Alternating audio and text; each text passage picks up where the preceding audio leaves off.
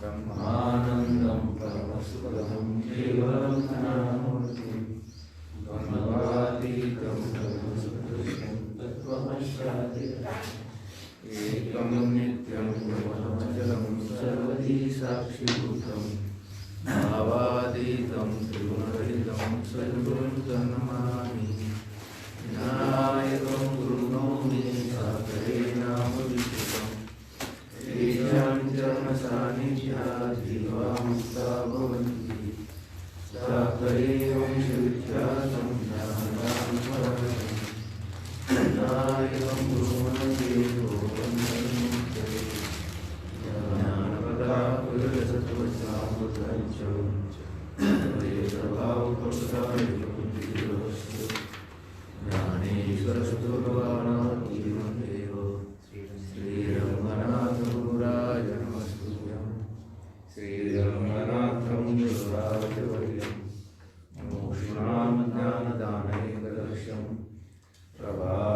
क्षेत्रनिवासिनं नमामि वेदान्तविद्यावरिष्ठम्।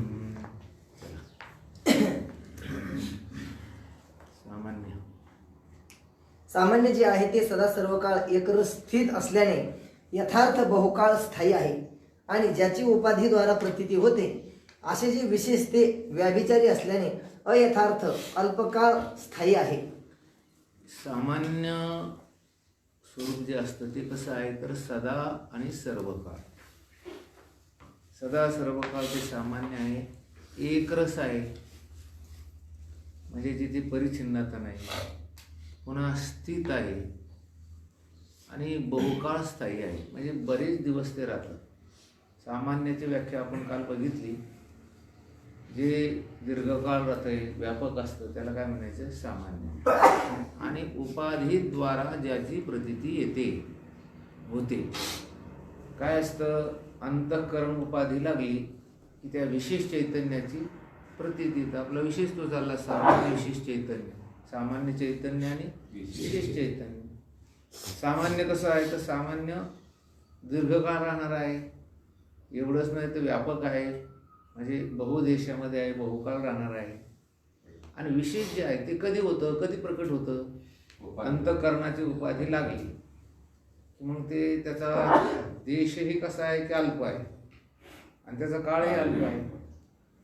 आपण काल बघितलं की तो सूर्यकांत मणी आपण असे त्या सूर्याच्या असा धरला खाली जे हे अग्नी प्रकट होतो तो कसा आहे अल्पकाळ आहे. पण तो विशेष अग्नी कशामुळे प्रकट झाला तर त्या सूर्यकांत मण्याच्या उपाधीमुळे. तो विशेष प्रकट झाला का तो कायम राहणार आहे का नाही. उपाधी गेली की ते खाली जो काही विशेष अग्नी प्रकट झाला होता, जो वस्त्राधिकांना कापसाधिकांना जाळीत होता, तो आता जाणार नाही. पण सामान्य प्रकाश तो मात्र आहेच. म्हणून सामान्य प्रकाशाला उपाधीची गरज नाही, तो त्याच्या महिमेमध्ये तो आहेच. पण उपाधीद्वारा जो प्रकाश विशेष त्या ठिकाणी प्रकट होतो त्याला काय म्हणायचं विशेष चैतन्य. अंतःकरण उपाधी लागली की मग विशेष चैतन्य असं त्या ठिकाणी उत्पन्न होतं. कळालं काही. तद्वत सामान्य चैतन्य जे असते भाती प्रिय ते सर्वत्र समान आहे. तथापि त्यामध्ये बोलणे चालणे इत्यादी क्रिया घडत नाही. आणि अंतःकरण उपाधीचा संबंध घडला असता तेथे चिदाभास रूपाने विशेष चैतन्य होऊन बोलणे चालणे आदी क्रिया कर्तृत्व भोक्तृत्व परलोक इहलोक लोकांमध्ये गमनागमन इत्यादी विशेष व्यवहार घडतात. हे बघा, सामान्य चैतन्य म्हणजे काय, अस्ति भाती आणि प्रिय हे सर्वत्र समान आहे. ह्याच्यावर आपण मागे चिंतन केलंय. प्रत्येक पदार्थ, कुठलाही पदार्थ जर तुम्ही घेतला तर तो अस्ति म्हणजे तो आहे, भाती म्हणजे तो भासतो, आणि तो कोणाला न कोणाला कसा आहे की तो प्रिय आहे. मग ते कसं आहे की तिथे सर्वत्र समान आहे आणि ते व्यापक आहे. आणि त्या अस्ति भाती प्रिय या सामान्य स्वरूपामध्ये बोलणं चालणं घडणं हे क्रिया वगैरे काहीच नाही. त्याला काही नाम नाही, त्याला रूप नाही, त्याला जात नाही, त्याला क्रिया नाही, त्याला कुठल्या प्रकारचा संबंध नाही. पण अंतःकरण उपाधीचा संबंध लागला की चिदाभास रूपाने विशेष चैतन्य प्रगट होतं. मग आता हे जे चिंतन चाललंय, हे बोलणं चाललं आपलं, हे चालणं चाललंय, हे कोणत्या चैतन्याच्या संबंधी? विशेष चैतन्याच्या संबंधी. मग इथं बोलणं आहे, चालणं आहे, क्रिया आहे. इह लोकांमध्ये गमनागमन म्हणजे तुम्ही आता तुमच्या गावाने इथे येता, इथून परत तुमच्या गावाला जाता, हे काय आहे की गमनागमन आहे. कर्मठ लोक यज्ञाधिक कर्म करतात आणि स्वर्गाला जातात, उपासना करतात, वैकुंठाला जातात. हे जे इह परलोकी गमनागमन आहे किंवा जन्ममरण जे आहे ते सामान्य चैतन्याला, ते कोणत्या चैतन्यास आहे? विशेष चैतन्य. विशेष चैतन्याचा अगदी ढोबळ मानना अर्थ त्याला आपण म्हणू जीव. त्याला काय म्हणायचं? जीव. प्रमाता चैतन्य, प्रमातृ चैतन्य, जीव, चिदाभास, हे सर्व कोणाला नावं दिलेली आहे? सर्व विशेष चैतन्याला. पण विशेष चैतन्य हे कशामुळे उत्पन्न झालं? अंतःकरण उपाधीमुळे. अंतःकरण उपाधी जर नसेल विशेष चैतन्य नाही. आणि म्हणून तुम्ही कोण आहात? तर तुम्ही विशेष चैतन्य नाही. तुम्ही कोणते चैतन्य आहात? सामान्य चैतन्य आहात. अंतःकरण उपाधी असो उपाधी नसो आपण आहोत. त्यामध्ये सामान्य चैतन्य जे ब्रह्म ते सत्य आहे आणि उपाधीद्वारा प्रतीत होणारे जे विशेष चैतन्य चिदाभास ते मिथ्या होत. हे बघा, ते कसं आहे की मिथ्या आहे. सामान्य चैतन्य जे आहे ते सत्य आहे आणि जे विशेष चैतन्य आहे ते कसं आहे? मिथ्या आहे. मिथ्या आहे म्हणजे सत म्हणावं तर विचारत बारा, त्याचा बाद होतो. असत म्हणावं तर उपाधीचा संबंध आल्यानंतर सर्व क्रिया, गमनागमन, कर्तृत्व, भोक्तृत्व हे सर्व धर्म कोणाचे आहेत? त्या विशेष चैतन्याचे आहे. आणि म्हणून विशेष चैतन्य जे आहे ते कसं आहे की मिथ्या आहे. स्वतःहून विलक्षण आणि निर्वचनीय मिथ्या. म्हणून चिदाभास जीव हा कसा आहे? जसं हे संपूर्ण विश्व मिथ्या आहे तसंच तो काय की मिथ्या आहे. फक्त अंतःकरण उपाधीमुळे त्याच्याकडे एक दिव्य शक्ती येते असते आणि ती शक्ती कोणती आहे? तर गमनागमन वगैरे सगळे करायचे. तद्वत पुण्य पापाचे कर्तृत्व, सुखदुःखाचे भोक्तृत्व, इहलोकी गमनागमन, जन्ममरण, 84 लक्ष योनी प्राप्ती इत्यादी संसाररूपी धर्म चिदाभासाचे असल्याने तेही मिथ्या होईल. हे बघा, आता पुण्य पापाचं कर्तृत्व कोणाला आहे? कोण पुण्य करतंय? देह पुण्य करतो का? देहाला काय पुण्य आणि पाप आले? बर, आत्मा काय पुण्य पापाचा आहे की त्याला काही संबंध नाही. मग आत्मा पुण्य पापाचा संबंध त्याला नाही, देहाला. मग कोणाला आहे हा सर्व? चिदाभास.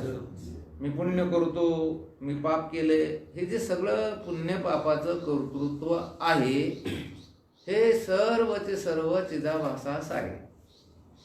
सुखदुःखाचं वक्तृत्व चिदाभासच आहे. या शरीराला काय करतं महाराज? अंतःकरण जर आपण बेहोश केलं, अंतःकरण जर आपल्या भाषेमध्ये बेशुद्ध केलं, त्याला काही सुखदुःख होतं का? शरीर चिरलं तरी काही होत नाही. ऑपरेशन करताना क्लोरोफॉर्म दिला काय होतं? मेंदू सुन्न पडतो आपण म्हणतोय. एवढंच नाही, ते जे अंतःकरण आहे ते काय की त्याचं कार्य करीत नाही, त्यावेळेस ते ऑपरेशन होतं.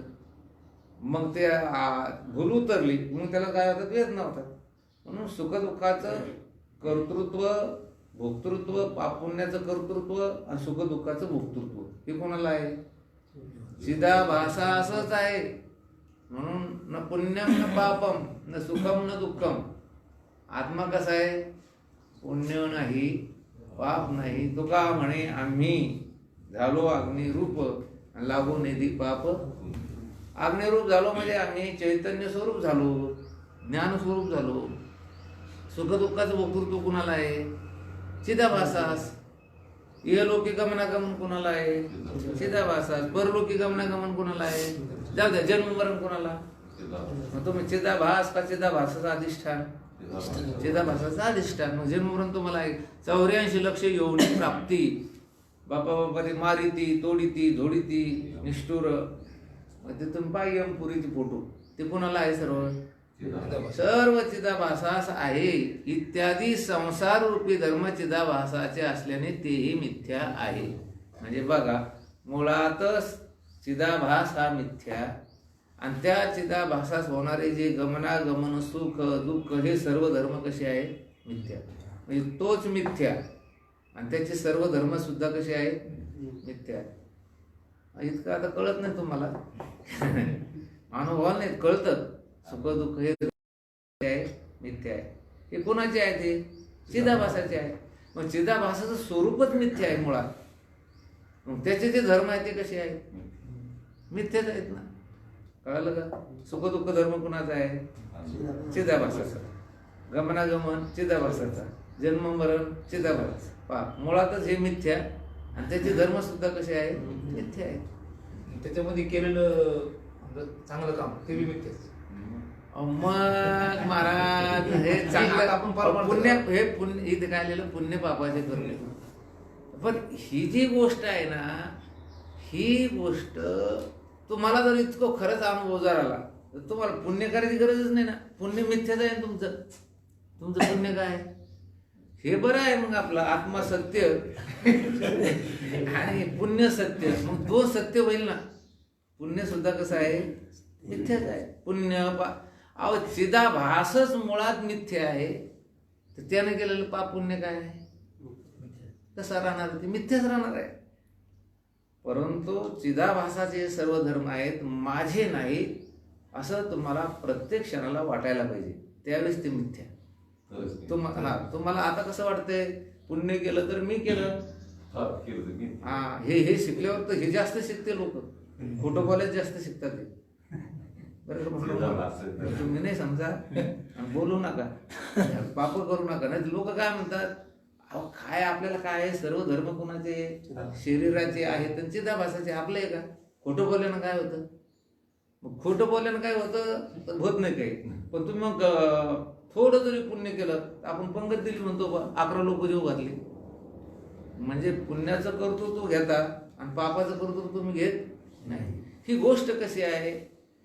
चिदाभासात जोपर्यंत देहाध्यास आहे तोपर्यंत तुम्हाला पाप पुण्य हे सर्व मानावा लागणार. आणि एकदा त्याला त्या आत्म्याचं ब्रह्माचं अपरोक्षत्वानं ज्ञान झालं, अपरोक्षत्वानं प्रत्यक्ष त्याची सतत तशी अनुभूती असायला पाहिजे, मग त्याला हे धर्म नाहीये. आपण त्या दिवशी सांगितलं की स्वप्नामध्ये झालेली जखम स्वप्नातीलच ते वैद्य किंवा डॉक्टर ते नीट करू शकतो, जागृतीतला.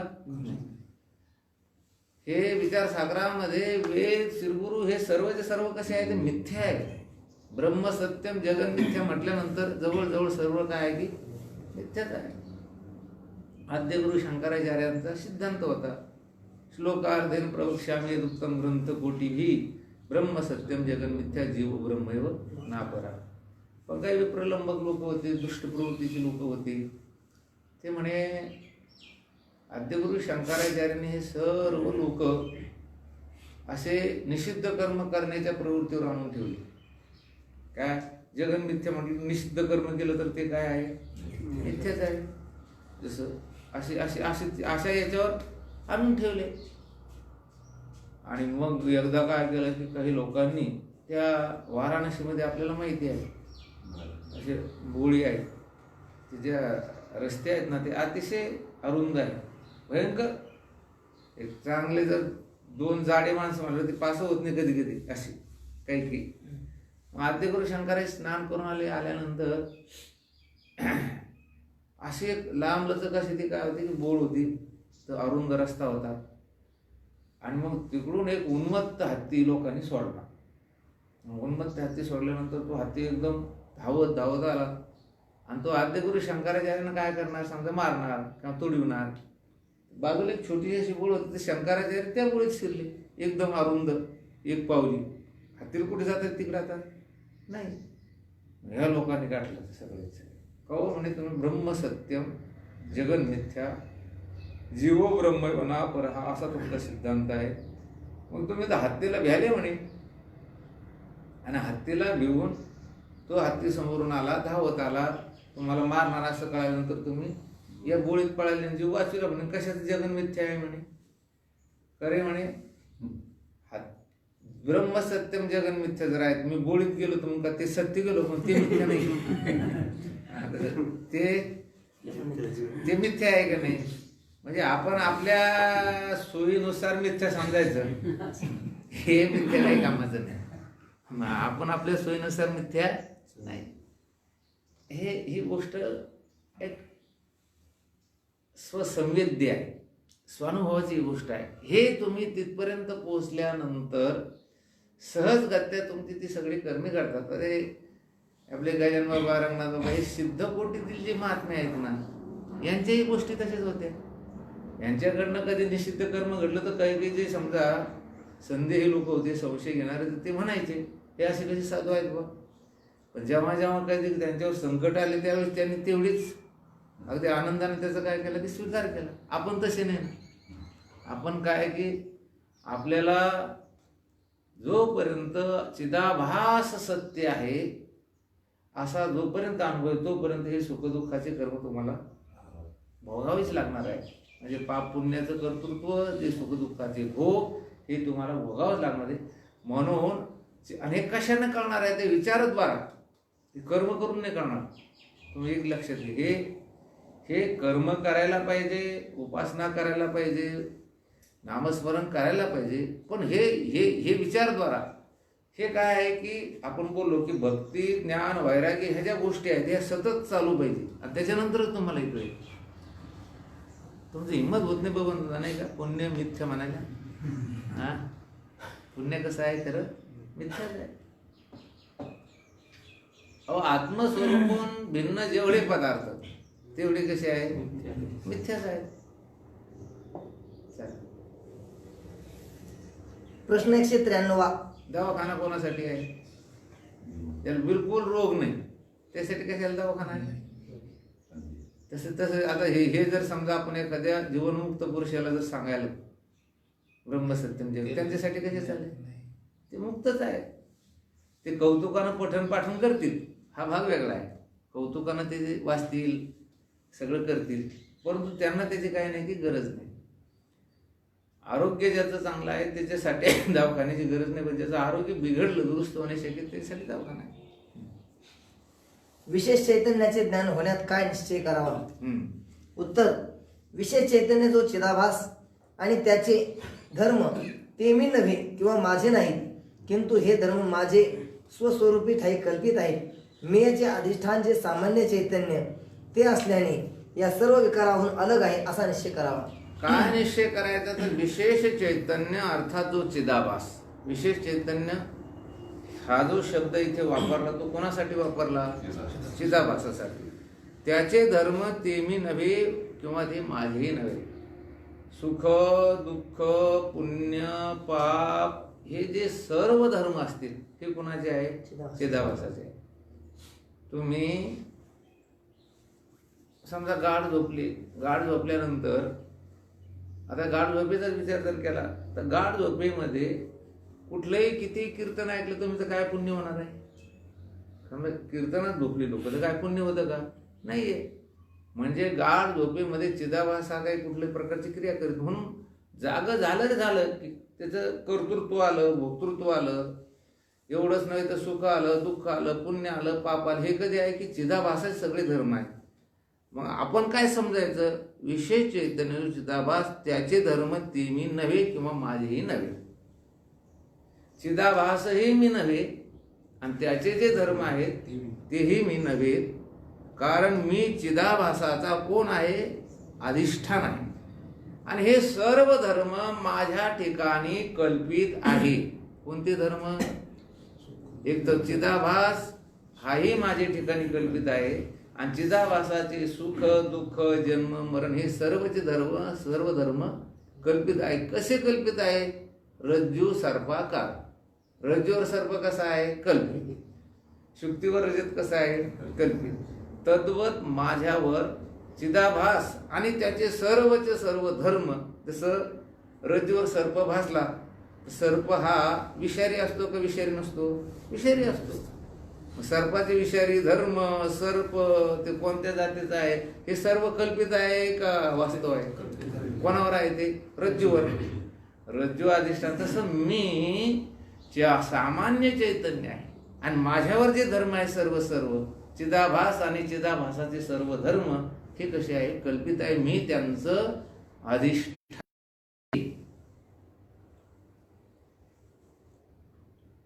विकाराहून अलग हा आहे. विकारहून अलग आहे असा निश्चय करावा. विकार आता आपण काल परवा बघितलं की कुटस्थ ऐरणीवर कितीही प्रकारचे अलंकार तयार झाले किंवा आकार तयार झाले तरी ते ऐरण विकारी होत नाही. आता या आपल्या अंतःकरणावर किती प्रकारचे विकारी होऊन आढळतात किंवा अंतःकरण किती विकार होतात. परंतु मी अधिष्ठान स्वरूप आहे, चिदाभास हा माझ्यावर कल्पित आहे आणि याचे जे सर्व काही चांगले वाईट परिणाम असतील, चांगले वाईट जे काही सुखदुःख असतील, चांगले वाईट पाप पुण्य असतील तर हे माझ्यावर कल्पित आहे. मी त्याचा अधिष्ठान आहे, मला कुठल्याही प्रकारचा याचा विकार नाही, मी अविकारी आहे असा निश्चय करायचा. प्रश्न 194. तुमच्या ठिकाणी विकार नाही बबन दादा, कोणता बबनरावच्या ठिकाणी आहे, अंतःकरणाच्या ठिकाणी आहे, पण आत्मस्वरूपाच्या ठिकाणी नाही. विकारच नाही. विकार म्हटलं की सगळे चिदाभास आणि चिदाभासाचे धर्म. प्रश्न 194. सामान्य चैतन्य म्हणजे काय?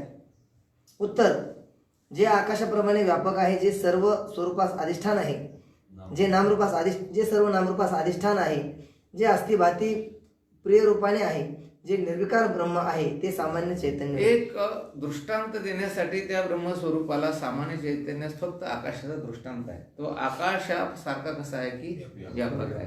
क्रमांक 2, जे नाम रूप वगैरे असतील या सर्वाचं तो काय आहे? अधिष्ठान. कोण? सामान्य चैतन्य अस्ति भाती प्रिय रूपाने आहे. हे अस्ति भाती आणि प्रिय विश्वामध्ये जेवढे जेवढे नाम आणि रूप आहेत त्या सर्वाचं ते अधिष्ठान आहे. आणि नामरूप कसे आहेत? कल्पित आहे. पंचीकरणामध्ये सुंदर दिलेलं आहे की अस्ति भाती प्रिय हे 3 अंश ब्रह्माचे आहेत आणि नाम आणि रूप हे कोणाचे आहेत? मायेचे. ते कसे आहेत? कल्पित आहे. आणि म्हणून ब्रह्म कसं आहे तर निर्विकार आहे, ते सामान्य चैतन्य होत. प्रश्न 195. ब्रह्मा सामान्य चैतन्य का संबोधिले जाते? उत्तर: अधिक देश व अधिक कालामध्ये ज्याचे अस्तित्व असते त्या सामान्य म्हणतात. सामान्य चैतन्य का म्हणतात? ब्रह्मा जो अधिक देशामध्ये आणि अधिक कालामध्ये असतो म्हणून त्याला सामान्य चैतन्य असं म्हटलं. ज्या अर्थी ब्रह्म हे बुद्धी कल्पित सर्व देश व काळ यामध्ये व्यापक आहे, त्या अर्थी ब्रह्म हे सामान्य चैतन्य होय. हे बघा, चिदाभास कुठे आहे? सोप्या भाषेमध्ये फक्त आणि फक्त बुद्धीमध्ये आहे. चिदाभास कुठे आहे? बुद्धीचा जेवढा देश आहे. दुसऱ्या तुमच्या भाषेमध्ये अंतःकरणाचा जेवढा देश आहे. आणि जोपर्यंत जागृती, स्वप्न किंवा अज्ञान आहे तेवढ्या कालामध्ये त्या अंतःकरणामध्ये किंवा बुद्धीमध्ये चिदाभास आहे. म्हणजे चिदाभास कसा आहे? आता अल्पकाळ आणि अल्प देश. हे सामान्य चैतन्य कुठे आहे? तर सामान्य चैतन्य त्या बुद्धीलाही अधिष्ठान आहे. बुद्धीत सामान्य चैतन्य नाही का? आहे. बुद्धीत आहे. बुद्धीचे जे जे धर्म असतील त्या धर्माला सुद्धा ते अधिष्ठान आहे.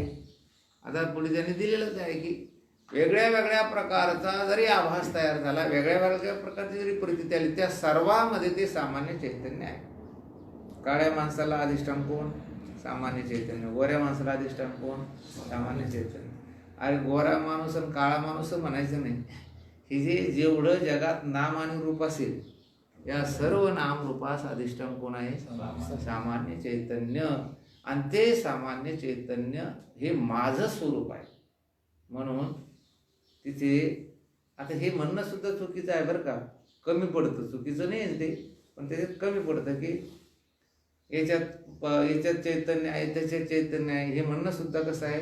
जगात जेवढे नाम आणि रूप आहे त्या नाम रूपास अधिष्ठान कोण आहे? सामान्य चैतन्य आहे.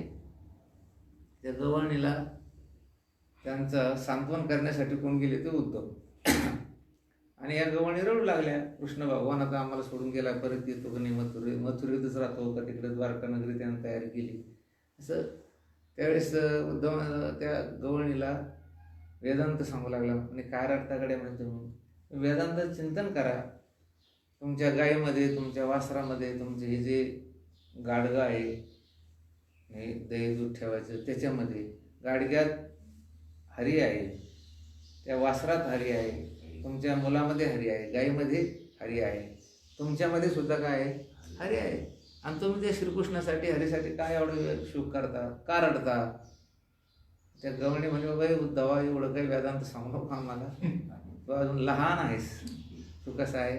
लहान आहे. तुला अगोदर उपाधीचं दर्शन होतं आणि नंतर उपाधीचं त्या ठिकाणी साक्षी किंवा ते अधिष्ठान कळते. तुला अगोदर नामरूपाचं काय होऊन राहिलं?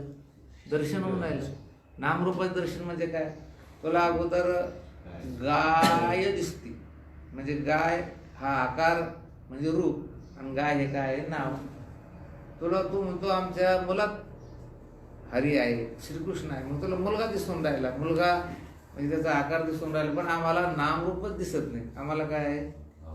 आम्हाला डेऱ्यात श्रीकृष्ण नाही तर डेरा दिसतच नाही, श्रीकृष्ण दिसतो. आता हरी बाहेर हरी, हरीने घरी. ही अत्युच्च टोकाची काय आहे की भूमिका आहे. आणि म्हणून सामान्य चैतन्य कशाला म्हणायचं? ब्रह्म हे बुद्धी कल्पित सर्व देश, जी बुद्धी आहे ना त्या बुद्धीच्या सर्व देशामध्ये ती चैतन्य आहे व काळ यामध्ये व्यापक आहे. नख शिखांत जिकडे बघितलं तिकडे ते ब्रह्म चैतन्य आहे. प्रश्न 196. सामान्य चैतन्याचे स्वरूप स्पष्ट होण्याकरिता दृष्टांत कोणता? एखादा दृष्टांत सांगा. आम्हाला झोपा यायला लागल्या, आमच्या डोक्यावर जरा ताण येऊन राहिला. दृष्टांत सांगा. सामान्य चैतन्य आणि विशेष चैतन्य. उत्तर: एकाच रज्जूवर भिन्न भिन्न पुरुषांना दंड, सर्प, पृथ्वीची रेषा, जलधारा अशा प्रकारे अनेक प्रकारची भ्रांती होते.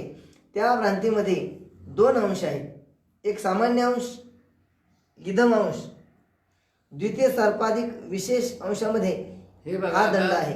हे बघा, एकाच रज्जूवर भिन्न भिन्न पुरुषाला भिन्न भिन्न प्रकारचा काय होतो की त्या ठिकाणी आभास होतो. म्हणजे पडलेला आहे रज्जू आणि त्या रज्जूवर एकाला दंड दिसला, दुसऱ्यास काय दिसला? सर्प. तिसऱ्यास काय दिसली? पृथ्वीवर कोणीतरी रेषा मारलेली आहे. चौथ्यास काय दिसली? जलधारा, कोणीतरी चालता चालता पाणी असं टाकलेलं आहे. आता 4 जणांस एकाच रज्जूवर रज्जू दिसला का वेगळे वेगळे दिसले? वेगळे वेगळे दिसले. त्याचं कारण काय? आता आपण बघितलं, प्रकाशाचं त्यांना योग्य सहकार्य नव्हतं. आणि मग रज्जूवर दंड दिसला, सर्प दिसला, पुष्पहार दिसेल, जलधारा, भुरेषा हे सगळं दिसलं. आता ह्याच्यामध्ये एक गंमत आहे की त्या भ्रांतीमध्ये 2 अंश आहे. हे यथार्थ ज्ञान आहे की भ्रांती ज्ञान आहे? रज्जूवर सर्प दिसला हे भ्रांती, रज्जूवर भूरेषा दिसली ही भ्रांती, रज्जूवर जलरेषा दिसली ही भ्रांती, रज्जूवर एक पुष्पहार दिसला ही भ्रांती, रज्जूवर दंड दिसला, दंड म्हणजे काठी, ही काय झाली? भ्रांती. त्या भ्रांतीमध्ये 2 अंश आहे. इदम म्हणजे हे. जेव्हा अंतःकरण वृत्ती त्या रज्जू देशापर्यंत जाते त्यावेळेस प्रकाशाचं यथोचित सहकार्य नसल्यामुळे पहिलं त्या रज्जूचं सामान्य ज्ञान होतं, हे काहीतरी आहे. इदम म्हणजे हे, हा, ही आणि हे. एखाद्या वेळेस तिथे जर समजा भूरेषा तर मग ही भूरेषा आहे. हार दिसला तर हा काय? हार. हा होईल, ही होईल, पण हे होईल, पण हे इदम मधले ते सर्व. हा इदम आहे, ही इदम आहे आणि हे सुद्धा काय आहे? इदम आहे. मग पहिला अंश कोणता की इदम आणि दुसरा अंश कोणता आहे? द्वितीय सर्पाधिक विशेष अंश. म्हणजे हा सर्प आहे. एकास काय दिसला? तो सर्प. तो काय म्हणतो? हा सर्प आहे. 2 अंश झाले. हा एक अंश आणि दुसरा सर्प हा अंश. सर्प झाला विशेष अंश आणि हा झाला सामान्य अंश. आता दुसरा म्हणतो ही भूरेषा आहे, म्हणजे जमिनीवर ओढलेली रेघ आहे. त्याच्यात ही झालं सामान्य अंश आणि भूरेषा झाला विशेष अंश. विशेष अंश बदलला का पहिलाच आहे? बदलला. आणि सामान्य अंश तोच आहे. तिसरा म्हणतो ही जलधारा आहे. आता जलधारा तिसरी झाली. तो विशेष म्हणजे पहिले आता भूरेषा नाही, सर्पही नाही, आता काय की जलधारा ही तिसरी. पण ही जी आहे हे सामान्य अंश आहेत. हा सर्प आहे, ही भूरेष आहे, ही जलधारा आहे. पुन्हा काय म्हणतो तो, आता हा दंड आहे, हे कोणाची तरी काठी पडलेली आहे. दंड ही भ्रांतीच आहे. दंड हा कोणता अंश झाला? विशेष अंश. आणि हा कोणता अंश आहे? सामान्य. बघा आता तुम्ही 4 जणांस भिन्न भिन्न विशेष अंशाची प्रतीती झाली, पण त्याच्यामध्ये सामान्य अंश जो आहे तो एकच आहे का तो वेगळा वेगळा आहे? एकच आहे, तो वेगळा वेगळा नाही. आणि नंतर पुन्हा त्याला रज्जूचं ज्ञान झालं तर काय म्हणतो? हा रज्जू आहे. म्हणजे हा अंश ते काय म्हणायला की नाही? विशेष अंश बदलले, पण विशेष अंशामध्ये सुद्धा सामान्य अंश होता. आणि विशेष अंशाची निवृत्ती झाली तरी सामान्य अंश आहे. वाचा पुढे. ही जलधारा आहे. या प्रकारे सर्वाधिक विशेषामध्ये सामान्य इदम अंश म्हणजे हा अंश सर्वत्र आहे आणि ते रज्जूचे स्वरूप होय. ते रज्जूचं स्वरूप आहे. हा जे आहे ना, हा हे ते मुळात कोणाचं स्वरूप आहे? ते रज्जूचं स्वरूप आहे. आणि कल्पित अंश जे आहेत ते मात्र बदललेले आहेत. ती भ्रांती आहे. ते सामान्य अंश ज्या अर्थी भ्रांतिकाळी प्रतीत होते आणि भ्रांती निवृत्ती काळी ही रज्जू आहे या प्रकारे प्रतीत होते. हे बघा, जेव्हा जेव्हा या 4 जणांस, 5 जणांस, 10 जणांस भ्रांती होते तेव्हाही तो इदम अंश आहेच. हा म्हणले की नाही? ते हा म्हणले. हा हे म्हणजे भ्रांती काळी सुद्धा त्यांना त्या इदम अंशाची प्रतीती येते. आणि भ्रांती निवृत्त झाल्यानंतर तरी पण इदम अंशाची प्रतीती येते. यास्तव सामान्य इदम अंश अव्यभिचारी होण्याने सत्य आहे. अव्यभिचारी म्हणजे एके ठिकाणी आहे दुसऱ्या ठिकाणी नाही असं नाही. व्यभिचार म्हणजे काय? जो एके ठिकाणी आहे आणि दुसऱ्या ठिकाणी नाही, याला काय म्हणायचं? व्यभिचारी. आणि अव्यभिचारी म्हणजे काय? जो कायम आहे. आता हा इदम अंश अव्यभिचारी आहे की व्यभिचारी आहे? याच्यात व्यभिचारी कोण आहे सांगा बरं? सांगा. हुशार माणसं आहे तुम्ही. पुष्पमाला दंड. हा, वा, आता चांगलं झालं. काय देऊ तुम्हाला बक्षीस? हे व्यभिचारी अंश आहे. कोणते अंश आहे? विशेष अंश हा कसा आहे? व्यभिचारी. दंड दिसला, त्याला जलधारा दिसली नाही, म्हणजे दंड हा जलधारित नाही. ज्याला जलधारा दिसली, पुष्पहार दिसला नाही, याचा अर्थ काय? की त्या सर्वांचा परस्परामध्ये काय आहे? व्यभिचार. आणि हा अव्यभिचारी अंश, आणि तो सत्य आहे. तो कसा आहे? आणि विशेष अंश कसा आहे? मिथ्या आहे, म्हणजे कल्पित आहे. का? तो त्या सत्य इदम अंशावर भासलेला आहे.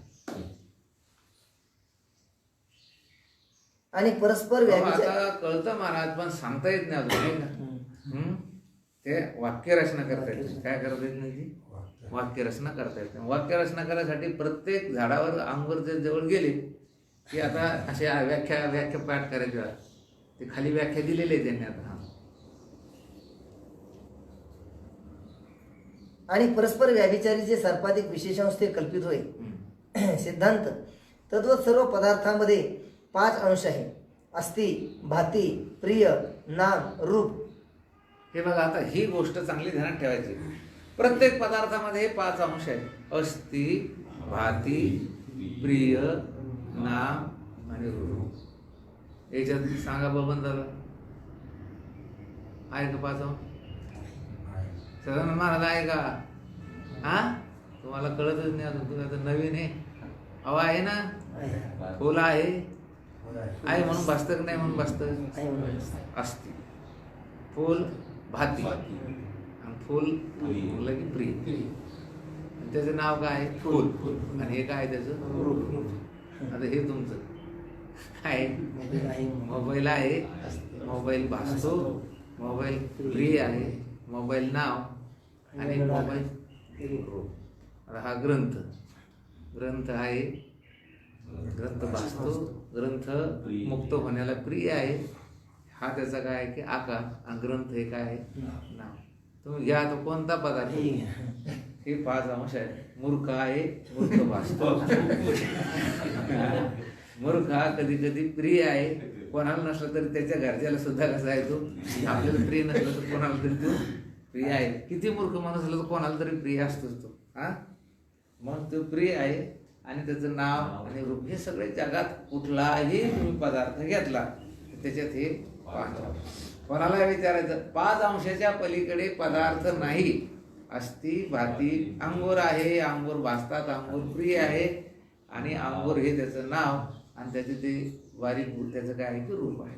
कुठलाही पदार्थ तुम्ही घेतला की हे 5 अंश व्यापक आहे. यातील 3 अंश ब्रह्माचे आहेत आणि 2 अंश कुणाचे आहेत मायेचे. ह्याच्यामध्ये नाम आणि रूप हे कल्पित आहे, हे वेगळे वेगळे आहे.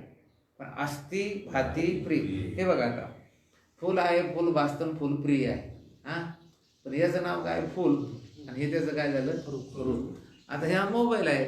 आता मोबाईलचं नाव आणि फुलाचं नाव एक आहे का नाही. मोबाईलचा आकार आणि फुलाचा आकार म्हणजे रूप एक आहे का नाही. पण मोबाईल आहे, मोबाईल भासतो, मोबाईल प्रिय हे सगळ्या ठिकाणी हे सगळ्या ठिकाणी आहे. अस्ति भाती प्रिय म्हणून तर नाथ महाराज म्हटले अस्ति भाती प्रिय ऐशी पदी तिने आणि एका जनार्दनी तेची झाले नाही तेची होतेच. काय झालं ते शिव काही आज्ञेवल दत्त कपिल मुली हरीशी जाणून हरीशी झाले. अस्ति भाती प्रिय हे कोणतं स्वरूप आहे. सामान्य स्वरूप आहे आणि नामरूप हे त्याच्यावर काय आहे असं कल्पित आहे. घट आहे ते अस्ति सत, घट भासतो हा भाती चिद. घट प्रिय आहे कारण घट जल भरण्यास उपयुक्त आहे. आता घट आहे हे अस्ति म्हणजे सत बरं का, ज्याला आपण सत म्हटलो नाही पाठीमागे ते. घट भासतो भाती म्हणजे हा काय आहे की चित आणि घट प्रिय आहे कारण घट जल भरण्यास उपयुक्त आहे. यास तो प्रिय म्हणजे आनंद होय. यास्तव हा प्रिय आनंद होय. सर्प सिंहादी हेही सर्पिणी व सिंहिणी यांना प्रिय आहे. हे आता ही गोष्ट आपण अगं सांगितली तुम्हाला की सर्प हा आपल्याला जरी अप्रिय असेल तरी सर्पिणीस कसा असतो तो प्रिय असतो. सिंह हा जगाला अप्रिय असतो, काही प्रिय राहत नाही. पण सिंहिणीस कसा राहतो तो प्रिय राहतो. घट ही 2 अक्षरे नाम होत. स्थूल गोल उदरवान घटाचा आकार आहे. अशाच प्रकारे घटाधिक सर्व भूतादी कार्यासंबंधी समजावे. बस घटादी सर्व घट हे नाव आणि त्याचं बारीक गळा पोट असं मोठं पाणी भरण्यासारखं हे त्याचं काय आहे की रूप आहे. म्हणजे घट एक काय की उदाहरण आहे. घट काय आहे उदाहरण आहे. प्रत्येक पदार्थाच्या संबंधी ही गोष्ट ध्यानात ठेवायची. मोटरसायकल आहे, मोटरसायकल भासती, मोटरसायकल प्रिय आहे आणि मोटरसायकलचं ते आकार आणि मोटरसायकलचं नाव अस्ति भाती प्रिय. मग खरं चिंतन असं आहे तुम्हाला वस्तू प्रिय वाटती, वस्तू आहे वाटती आणि वस्तू भासते वाटते असं तुम्हाला वाटतं. काय वाटतं तुम्हाला. फूल आहे, फूल भासतं आणि फूल कसं आहे प्रिय आहे. पण फूल ही उपाधी आहे. अस्ति खरं आहे, अस्ति खरी भाती आणि अस्ति भाती खरी प्रिय आहे. हे फूल प्रिय नाही. हे मुळात काय आहे ते अस्ति भाती हे काय आहे की प्रिय आहे. त्याच्यामुळे प्रिय वाटतं. प्रश्नच नाही ना. ते कशामुळे प्रिय वाटायला लागलं. ते अस्ति भातीमुळेच प्रिय वाटायला लागलं. अस्ति भाती जर नसेल तर प्रिय वाटलं नसतं. अस्तिच नसतं भाती नसतं. भाती नसतं, भाती नसतं तर प्रिय प्रिय नसतं. नाही. जे अस्ति असतं तेच भाती असतं, जे अस्ति भाती असतं तेच प्रिय असतं. आणि अस्ति भाती प्रिय हे कसं आहे सामान्य आहे. आता आपल्याला काय वाटून राहिलं. आपल्याला वाटून राहिलं बायको प्रिय, आपल्याला वाटतं मुलगा प्रिय. मुलगा प्रिय नाही, अस्ति भाती हे काय की प्रिय आहे. गुरुजी म्हणायचे अस्ति भाती का बायको भाती. गुरुजी वेगळ्या भाषेत बोलायचे का रे बाबा तुला मुलगा असती का बायको असती का अस्ति असती. तर मुलगा असती नाही, बायको असती. अस्ति हे अस्ति आहे. मग बायको भाती, मुलगा भाती का अस्ति भाती. अस्ति भाती. मग तुला बायको प्रिय आहे का मुलगा प्रिय आहे का अस्ति भाती प्रिय आहे. अस्ति भाती काय आहे की प्रिय आहे. जगामध्ये आपल्याला अस्ति भाती हेच प्रिय आहे. पण वाटायला आपण काय आपली सगळी नजर कशावर जाऊन आदळते एकदम उपाधीवर. आपल्याला उपाधी दिसते आणि ती दिसणारच आहे. काय की ती दिसणार. पण विचाराद्वारा हे कळून घ्यायला पाहिजे. आपण काय कळून घ्यायला पाहिजे. अस्ति भाती हे प्रिय आहे. नाथ महाराजांना हरिजनाचा मुलगा दिसला म्हणजे दिसला का नाही, उपाधीने दिसला पण त्यांना तो मुलगा दिसत असते काळी सुद्धा अस्थि भाती दिसली. घेतलं त्यांनी कडेवर, त्या उपाधीला कडेवर घेतलं. गाढव नाथ महाराजांना फक्त प्रतीती कशी दिसत होती लोकांच्या दृष्टीने गाढवाची, त्यांना गाढवाची प्रतीती नव्हती. कारण उपाधी गाढवाची जरी होती त्यांना त्या गाढवाच्या उपाधीमध्ये काय भासायचं, अस्थि भाती आणि प्रिय. असं सर्व संतांचं चरित्र बघा. अशाच प्रकारे घटाधिक सर्व भूताधिक कार्यासंबंधी समजावे. आता जेवढी जेवढी घटाधिक भूताचे कार्य आहे त्या सर्व कार्यासंबंधी तुम्ही हे समजायचं. आतापर्यंत बाहेरील पदार्थातील 5 अंशाचे वर्णन केले आहे. तद्वत अंतर्देहादिकाविषयीही मी आहे हे अस्ति, मी जाणतो हे भाती, मी स्वतःच प्रिय आहे. हे बघा, मी आहे, मी जाणतो हे भाती आणि मी स्वतःच प्रिय आहे, हे प्रिय आहे. देह, इंद्रिय, प्राण, मन, बुद्धी, चित्त, अहंकार, अज्ञान आणि त्याचे धर्म हे नाम आहे. हे बघा, आता देह हे काय आहे, हे बघा, देह असती, इंद्रिय असती, प्राण असती, मन असती, बुद्धी असती, चित्त असते, अहंकार असते, अज्ञान असती. आता हे असती आहे, भाती आहे, सगळं आहे. ह्याच्यात देह आहे हे असती, देह वाचतो हे भाती, आणि देह प्रिय आहे हे प्रिय, आणि देह काय आहे त्याचं नाम, आणि 3.5 हातच हे त्याचं काय आहे रूप. आता इंद्रियाचं तेच तसंच धरायचं, प्राणाचं तसंच धरायचं. प्राण आहे, प्राण भासतो, प्राण प्रिय आहे, प्राण हे त्याचं काय आहे की नाव आहे, आणि त्याची क्रिया हे त्याचं काय आहे रूप आहे. तसंच मनाचं आहे, मन आहे, मन भासतं, मन काय आहे की प्रिय आहे, आणि मन हे नाव आहे, मनाची जी क्रिया संकल्प विकल्प हे त्याचं काय आहे की रूप आहे. आता हे तुम्ही बुद्धीचं, चित्ताचं, अहंकाराचं, अज्ञानाचं हे सर्व तसे धर्म आहे. यांचा जो यथायोग्य आकार, क्रिया ते त्याचे रूप होय. बस त्याचा आकार कोणता आहे, रूप कोणतं आहे त्याचं, त्याच्या ज्या क्रिया आहे, निश्चय करणं हे बुद्धीचं रूप, अहंकार धारण करणं हे अहंकाराचं रूप. अहंकाराचं रूप नाही तर कसं आहे, काही मनुष्य, आता अहंकार हा खरं कसा आहे की निर्वयव आहे, काय त्याला अवयव नाही, आता सावयव थोडाच आहे अहंकार. अहंकार काय वस्तू आहे की एखाद्याशी हे अहंकार आहे म्हणून नाही, पण तो ज्याच्यामध्ये असतो ना त्या माणसाला पाहिलं काय समजत हे असा अहंकार असतो. काय असतो कसं, हे अहंकार हे प्रत्येक सद्गुणाविषयी आहे किंवा दुर्गुणाविषयी आहे. आता हे दुर्गुणाविषयी अहंकारी माणसं, तर ते काही अहंकार काय असा काही आकारवान पदार्थ नाहीये, पण त्या माणसाकडे पाहिल्यानंतर कळतं की अहंकार असा असतो. कामाला काही आकार आहे का नाही, पण आपण आज वृत्तपत्र किंवा ह्याच्यामध्ये बघतोय तर कन्या, बहीण, मग तिथे त्यावेळेस त्याला कळतं की हे काम कसं आहे की असा असतं. विवेक कसा असतो तर विवेकी पुरुषाकडे बघितल्यानंतर विवेक असं असतं. वैराग्य कसं असतं तर वैराग्यवान पुरुषाकडे बघितलं त्याला असं स्वतः आकार नाही त्या वस्तूला. हे गुण ज्याच्या आश्रयात राहतात त्याच्यावर ते कळतं. हे त्याचे काय झालं की हे त्याचं रूप झालं. अहंकाराचं रूप वेगळं, आता बुद्धीचं रूप वेगळं, चित्ताचं रूप वेगळं आहे. यांचा जो यथायोग्य आकार, क्रिया ते त्याचे रूप होय. हे अंतरातील पदार्थाचे 5 अंश होत. या सर्वाच्या नामरूपाचा देह, इंद्रिय, प्राण, मन, बुद्धी, चित्त, अहंकार, अज्ञान याच्यामध्ये 5 अंश आहे. अस्थि, भाती, प्रिय, नाम आणि रूप. यांचा जो यथायोग्य आकार, क्रिया ते त्याचे रूप होय. हे अंतरातील पदार्थाचे 5 अंश होत. या सर्वाच्या नामरूपाचा त्याग करण्यात पृथ्वी आहे. पृथ्वी भासते, पृथ्वी प्रिय आहे, कारण राहण्याचे स्थान आहे. आता एक काम करा, याला म्हणायचं लयचिंतन.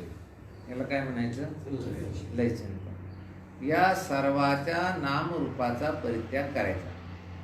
कशाच्या, आता आतले पदार्थ घेऊ आपण, देह, इंद्रिय, मन, बुद्धी, चित्त, अहंकार, अज्ञान, ह्या सगळ्याचा आपण हे केल्यानंतर काय राहील खाली, किंवा हे बाहेरचे सर्व पदार्थ नामरूपाचा त्याग केला.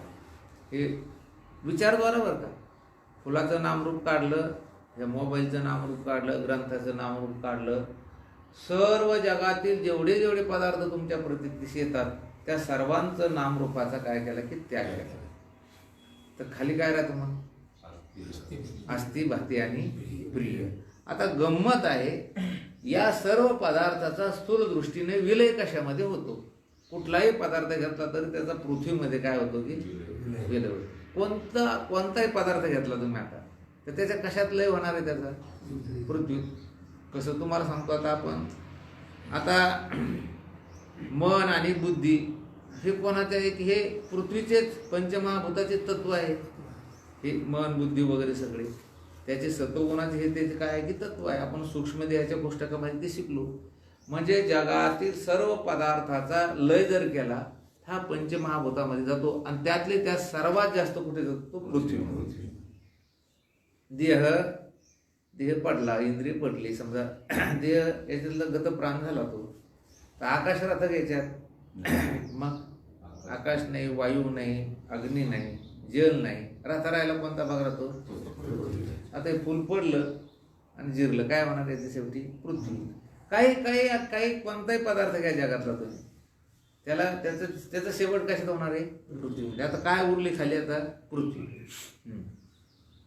पृथ्वी आहे, पृथ्वी भासते, पृथ्वी प्रिय आहे, कारण राहण्याचे स्थान आहे. पृथ्वी असे नाम आहे, गंधयुक्त रूप आहे. हे बघा आता मग आता काय चाललं? आता लय चिंतन. पृथ्वी आहे, पृथ्वी भासते, पृथ्वी राहण्याच्या आपल्याला उपयोग आले म्हणून कशी आहे? ती प्रिय आहे. आणि पृथ्वी हे नाम आहे आणि हे गंधयुक्त हे त्याचं काय आहे? रूप आहे. गंधयुक्त हे त्याचं काय आहे? गंधगुणयुक्त आहे. हा काय अन्न ते गंधगुणयुक्त आहे का? हा गंधगुण. गंधगुण आहे ना हा.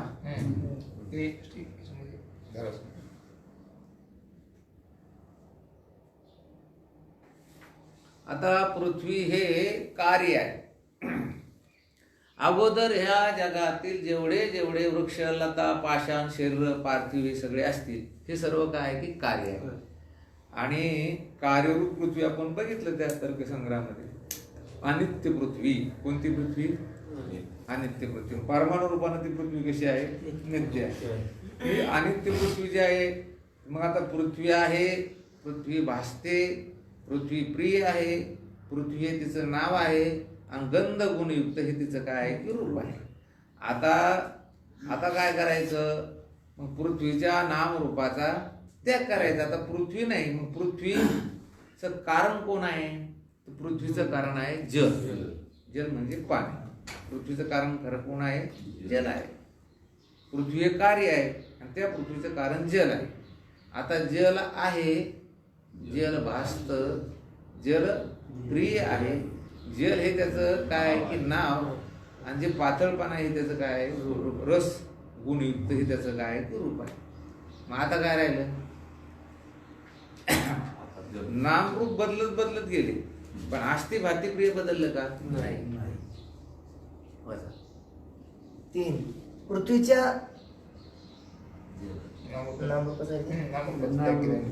पृथ्वीचा नामरूपाचा त्याग केल्याने जल आहे, जल भासते, जलप्रिय आहे, जलापासून तृषा दूर होते.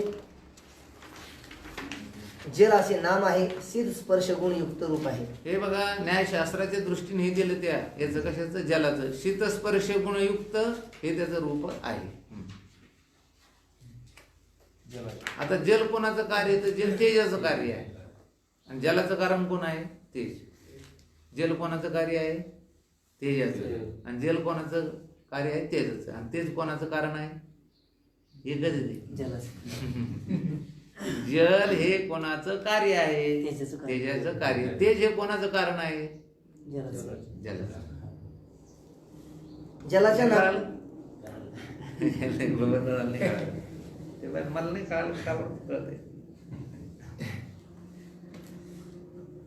आज मी भाषा थोडी उलटून बोललो अशी. जल कोणाचं कार्य आहे? बघणार तेजाचं. आणि तेज कोणाचं कारण आहे?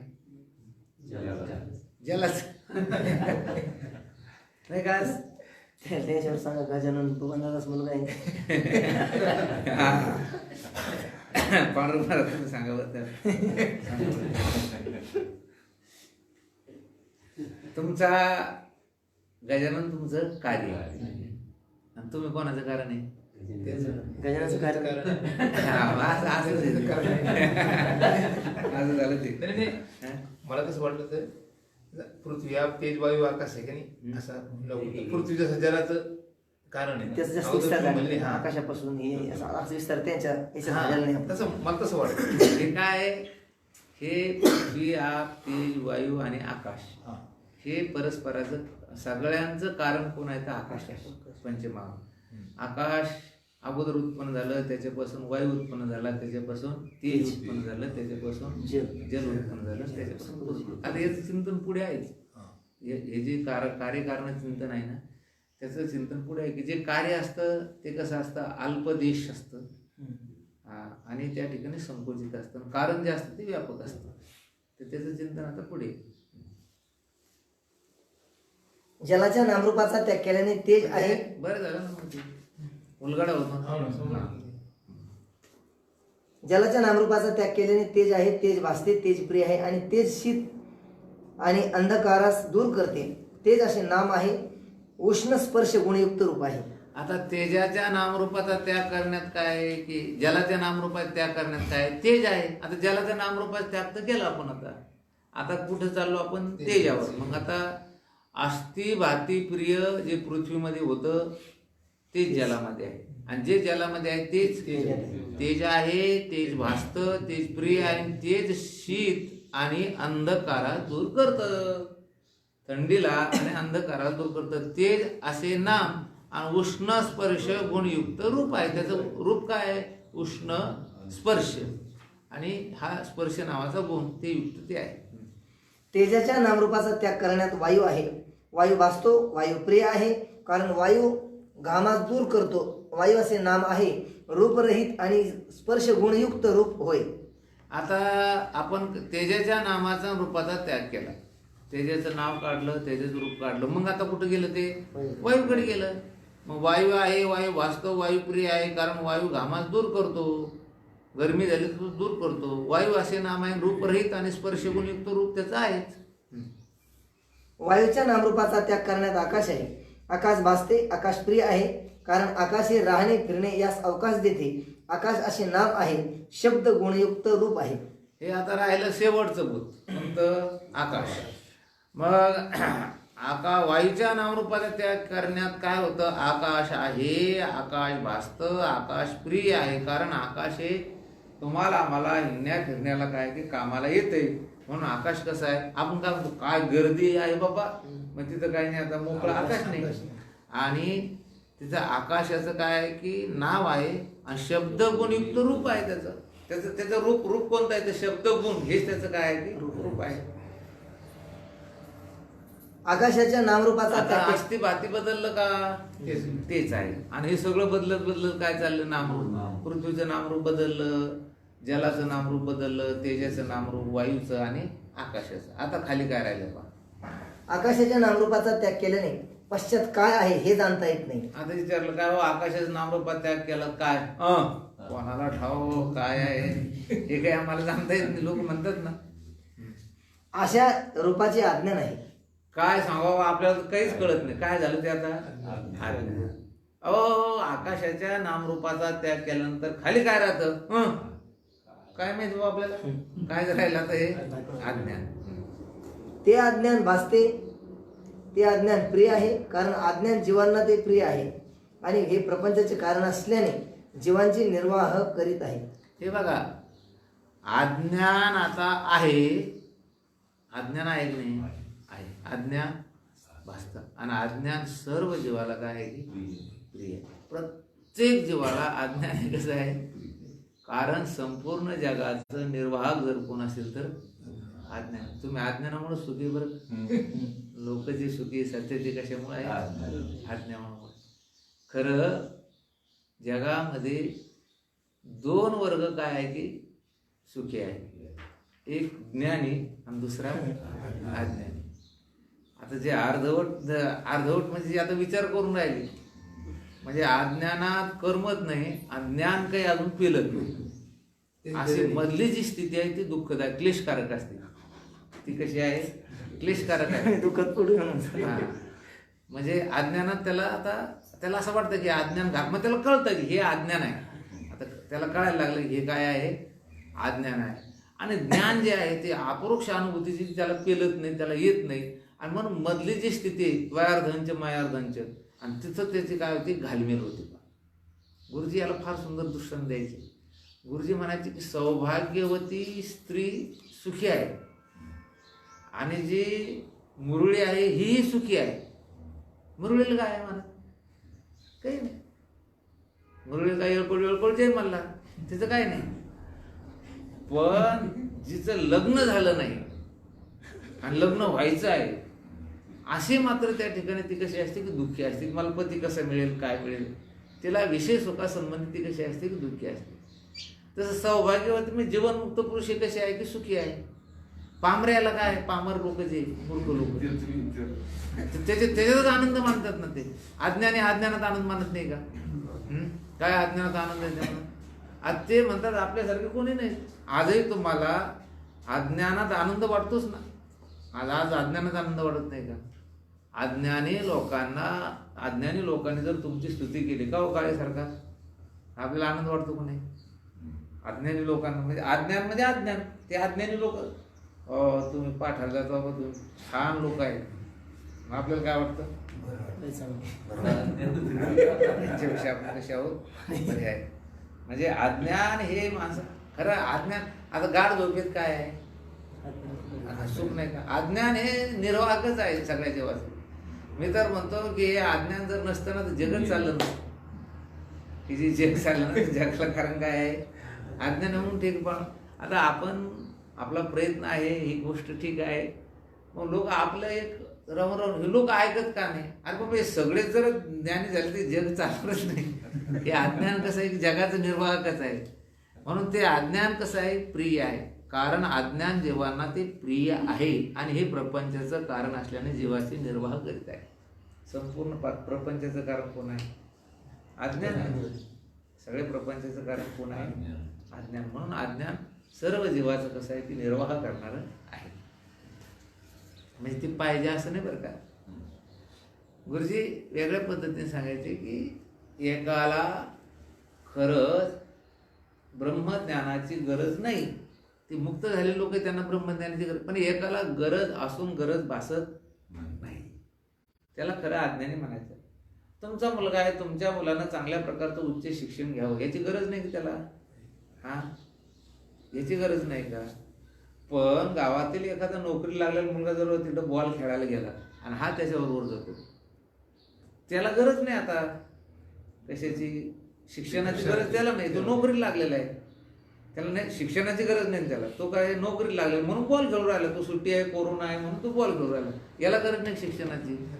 याला गरज असून हा ते शिक्षण घेत नाही, हा मूर्ख आहे ना. तसं अज्ञानाला, तसं ज्ञानाला गरज नाही कशाची, काही याची काही त्यानं हे कर्म करायला पाहिजे, ते कर्म करायला पाहिजे, ज्ञान संपादन याची त्याला गरज नाही. अज्ञानाला काय आहे की गरज असून गरज लक्षात येत नाही, हे गरज अज्ञान आहे. अज्ञान असे नाम आहे आणि आवरण विक्षेप शक्तियुक्त असून अनादि अनिर्वचनीय भावरूप हे त्याचे स्वरूप आहे. आता अज्ञान असं त्याचं काय आहे की नाव आहे. अज्ञान हे त्याचं सांगते निपटून जे नेणेचे ते अज्ञान या नावे बोलीचे. आणि आवरण विक्षेप शक्तियुक्त असून अनादि अनिर्वचनीय भावरूप हे त्याचे स्वरूप आहे. अज्ञानाचं स्वरूप काय आहे? आपण आता विचारसागरामध्ये ते बघितलेले आहे की चिदाभासाच्या 7 अवस्था, अज्ञान, आवरण आणि विक्षेप. पहिली अवस्था कोणती त्या चिदाभासाची? अज्ञान. दुसरी आवरण, तिसरी विक्षेप. ही त्या अज्ञानाच्या काय आहे की अवस्था आहे. आणि पुन्हा अनादि हे अज्ञान कधी आहे, कधीपासून आहे तुमच्याजवळ आता? अनादि. बरं कसं आहे? अनिर्वचनीय, अनिर्वचनीय असून भावरूप आहे, ते आहे ना. अनिर्वचनीय सर्प अनिर्वचनीय असून तो दिसतो का नाही, म्हणजे कसा आहे तो? भावरूप आहे. हे त्याचं स्वरूप आहे, हे त्याचं रूप आहे अज्ञानाचं. हे विशेष चिंतन कुठे चाललं आपल्याला? चिंतन नाम रूपाचा परित्याग करीत चालायचं. आता आपण पृथ्वी, आप, तेज, वायू, आकाश आणि अज्ञान यांच्या नामरूपाचा त्याग केला.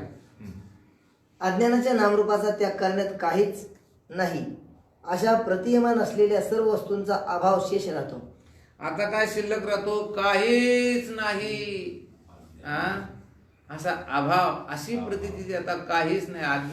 नीट असं आत बुद्धी देऊन अशी घातली, मग काय कळतं बा, अज्ञान खरंच नाही, काही नाही, अज्ञान नाही. अज्ञानाला मी जाणतो, मी जे अर्थी जाणतो त्या अर्थी अज्ञान आहे का आता? नाही. मग अज्ञान नाही, मग काय राहतं? अभावाच्या प्रतीतीचा विषय, अभाव असलेल्या सर्व वस्तूंचा अभाव शेष राहतो, काहीच नाही. काय राहिला आता?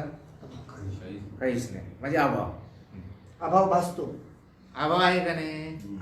आहे. अभाव भासतो. आणि अभाव कसा आहे? प्रिय आहे.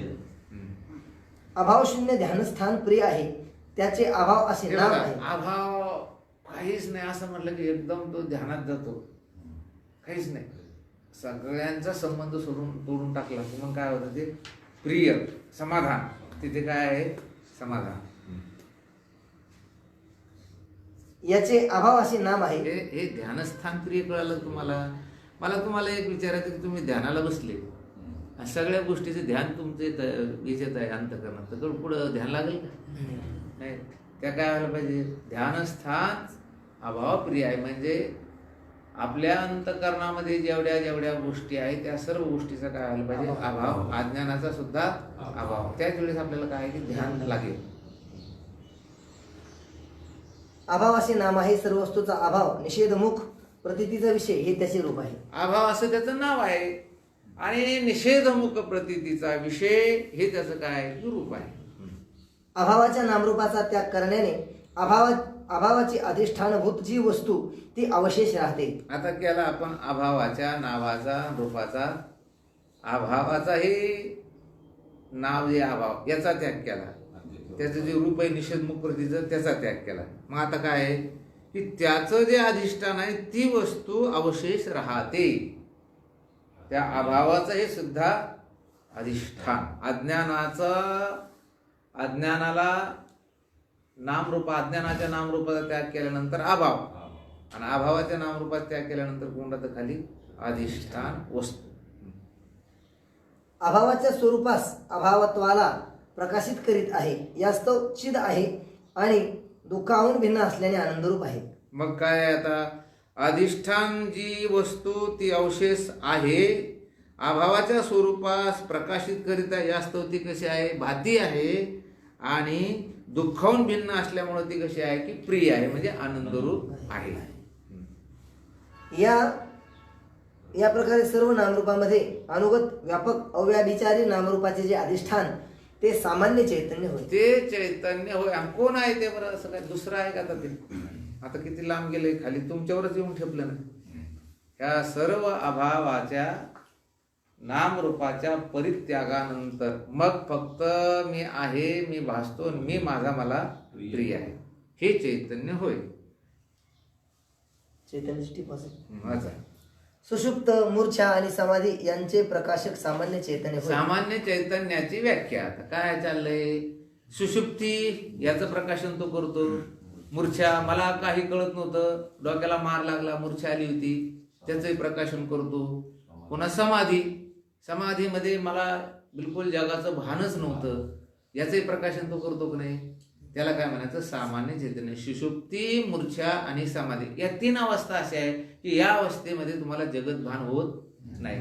मग सुषुप्तीत हो, त्याचं प्रकाशन करत होतं मी, सगळे सांगत होतो मला काही कळत नव्हतं.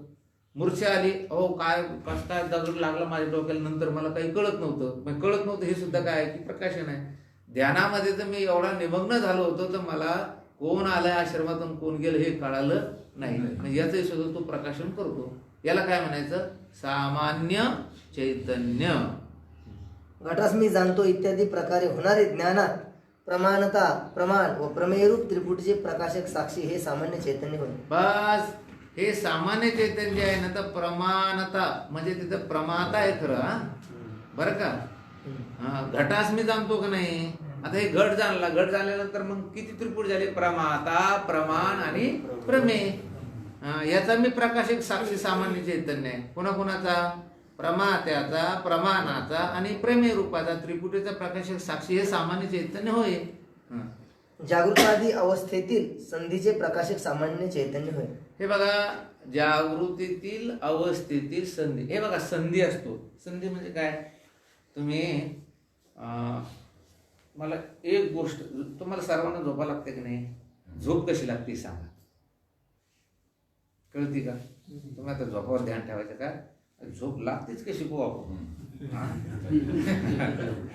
असं आण टाकायचं, नाही मला झोपाला धरून द्या बरोबर, असं असं असं, हा आता लागली मग झोप मला असं असं होतं का कधी? नाही. पण हे बघा, जागृतीचे तुम्ही जेवढे प्रकाशक आहात, आणि जागृतीतून निद्रेमध्ये जेव्हा जाता तर तुम्ही काय म्हणता?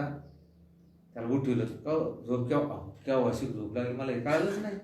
म्हणजे त्या संधीचं सुद्धा कळालं नाही, हे सुद्धा काय झालं? कळालं. म्हणजे त्याचे तुम्ही प्रकाशक आहात. जागृती, स्वप्न, सुषुप्ती या अवस्थांतरात जो काही मधला काळ आहे, संधी म्हणतात त्याला. कोणता काळ? संधी काळ.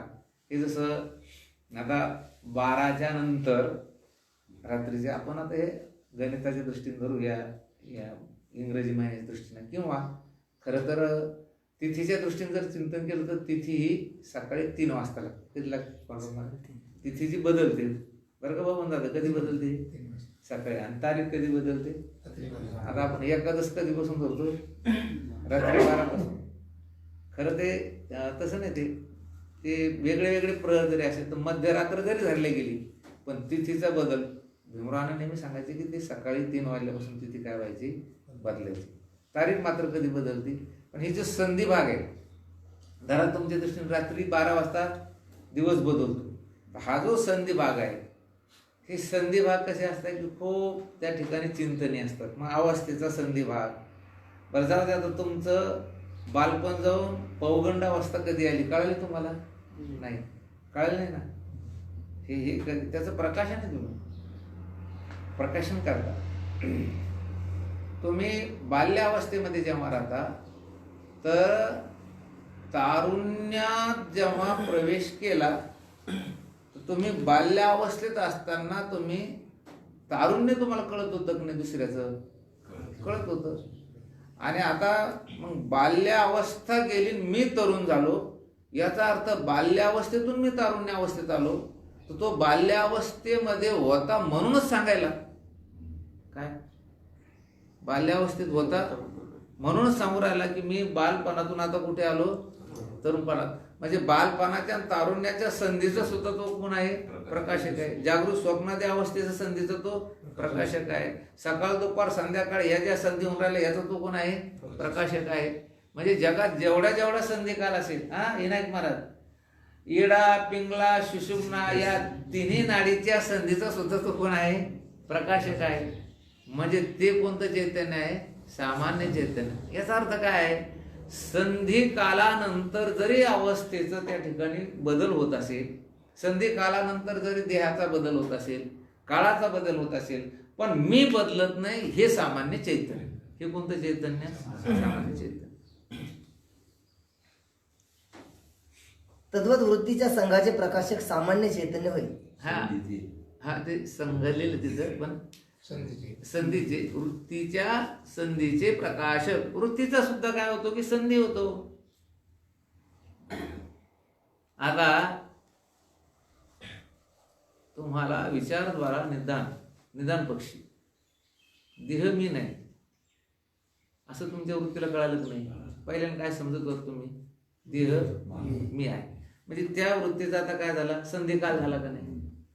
वृत्ती कुठेतरी वृत्ती या आपल्या 1 तासापुरती देह तादात्म्य सोडून कुठंतरी आत्माकार वृत्तीकडे येते ही वृत्ती.